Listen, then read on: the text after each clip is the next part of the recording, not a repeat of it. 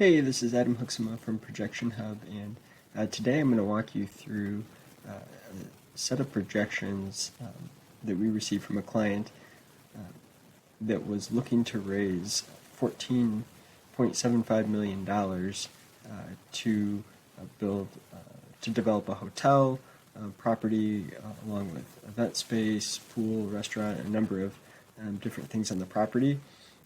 And they have put together some projections of their own, and that's the file I have here. And I'm just going to kind of talk you through what they had put together here, and then kind of give some tips or advice or things that we ended up changing as we helped this client kind of get ready to present to investors.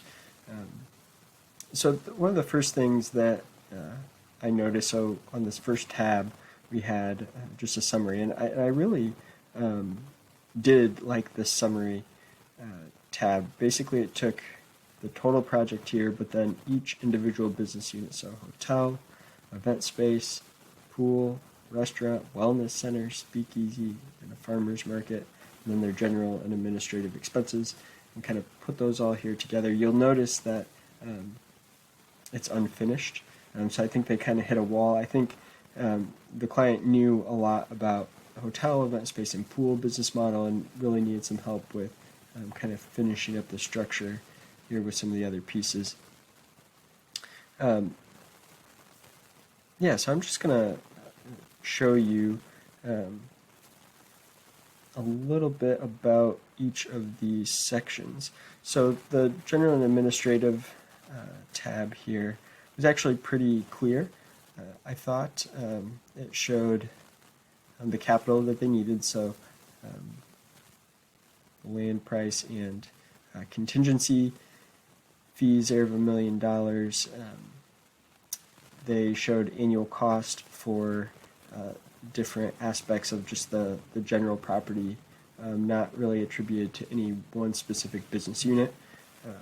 So you can see that here. And they just have that built out for 10 years. They have an annual increase of 2%. So pretty straightforward, formatted okay.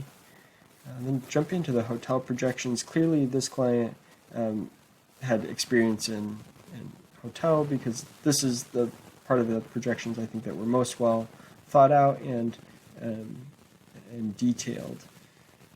So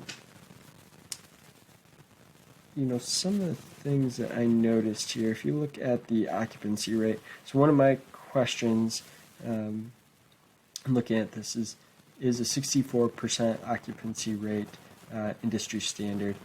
I would love if they had put in here something that would give us some guidance on whether this is industry standard or not.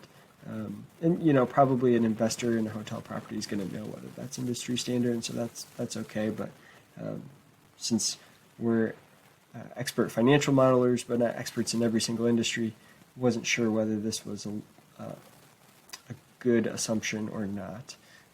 So some additional detail there would have been great.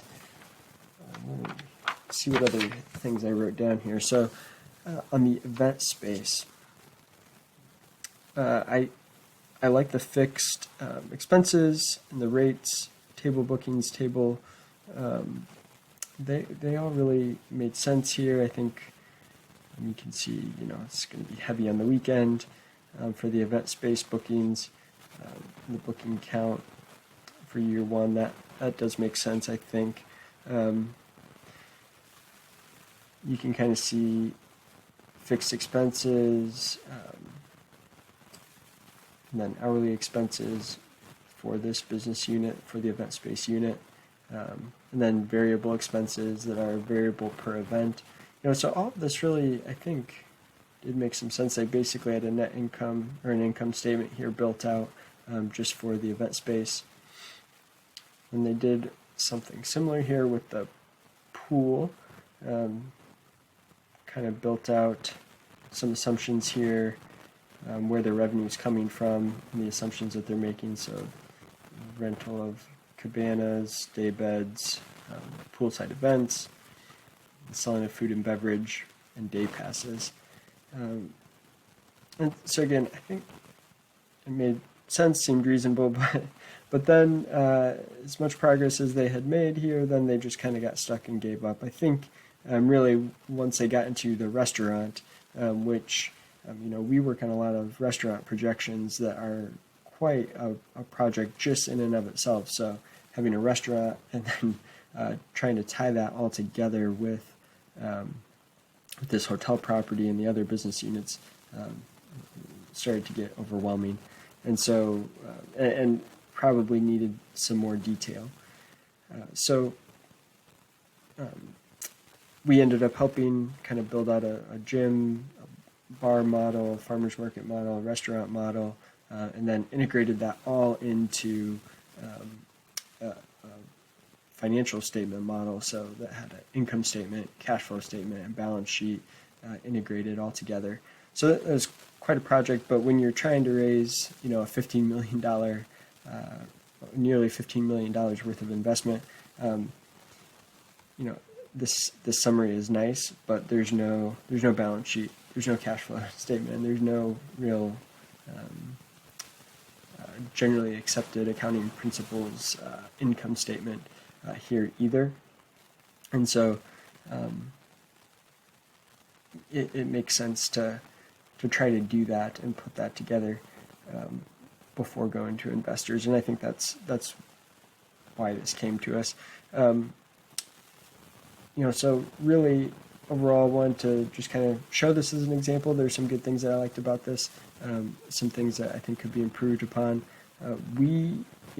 I doubt that anyone's going to have this exact model with a hotel and all these other business units exactly. So we don't really have a template for this exact type of model. What we do have is lots of individual templates. So we've got a template for a hotel, kind of a standard hotel and a boutique hotel.